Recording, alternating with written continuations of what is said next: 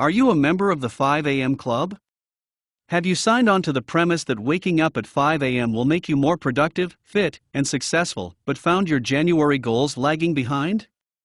Do you wake up kind of groggy, but otherwise loaded with great ideas, and find you need to stop the flow of creativity to do the things you should do every morning, like work out, meditate, breathe, journal, plan, do gratitude exercises, only to find that once all of that is done your brilliant ideas have floated off into the ether? You're not alone. And you shouldn't feel bad about it, because if this is the case, you've likely fallen victim to one of the great paradoxes of the early rise phenomenon. Waking up early to get everything done often means robbing yourself of real productivity. Getting up early is a great idea. Of course, you get extra time while everyone else is sleeping. But to make this time valuable, you need to know why you're getting up early, and how to use that time to your best advantage. Motivation is a finite resource. First of all, it's super important to recognize that motivation, like all functions of our psyche, is a physical process in the brain. As such, it's a limited and finite resource. It goes through peaks and valleys during the day, but is always charged up after a good night's sleep. That's why you often wake up feeling ready to take on the world, but by lunchtime you're down to barely even caring about the most mundane tasks. If your goal is expressly self-care, then great.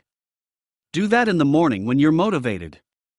But if your goal is productivity, and you know you have your best ideas and highest creative energy first thing in the morning, forcing that creative flow to switch off so you can meditate instead doesn't make sense. You're actually burning off your highest motivation of the day and training your brain to not be motivated in the morning. I don't think that's what you're going for.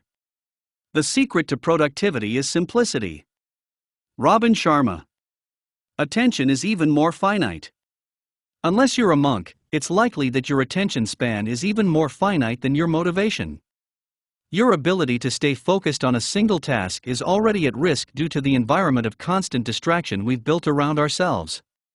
Purposely driving your attention span away from your most critical tasks, at a point when you're in your most prime state to focus, doesn't make practical sense. If you're already used to getting up at 5 a.m. or earlier, but haven't seen any increase in productivity or creative output, chances are it's because you're forcing others should do self-care tasks into that time slot. I'm not saying you shouldn't take care of yourself. Of course you should. But doing too much in your prime state that isn't focused on your best energies isn't helping you either, and may be causing you more stress and self-doubt. So, what's the solution?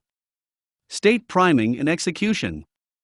State priming means getting yourself into a physical and mental state to take on the day.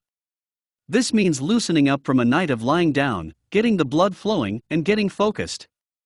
Get up, do a quick bit of light stretching, and take a few deep breaths. Then, do a quick 10 push-ups and squats. It's not a workout, it's just an energizing movement. Sometimes I'll do 10 jumping jacks just for good measure. Do these with a motivational mantra or cheer to really drive home the excitement for your day. Now execute. Grab a pen and paper and jot down the most important ideas running through your head right at that moment. If you're like me, you wake up with a conversation already going through your mind. Those are ideas. Don't let them get away. Scan your task list.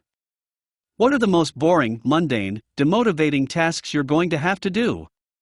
Plan those for your slumps later in the day, when your creative energy isn't needed. If you try to wing it through those slumps when they happen, you won't get them done.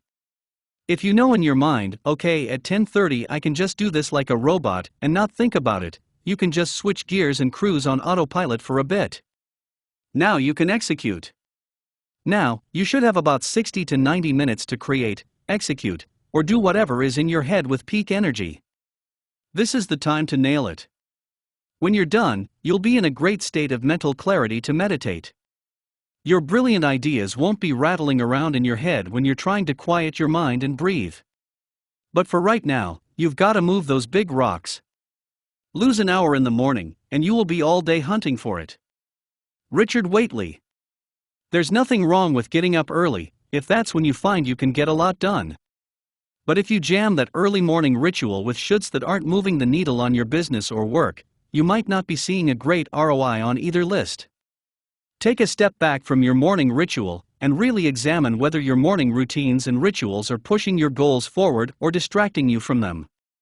When you're able to channel your morning energy into goal-based or creative tasks instead of ritual care tasks, you'll be able to take those things off your plate and relax into your self-care routines with a mind that's feeling clear and accomplished without being stressed and overwhelmed.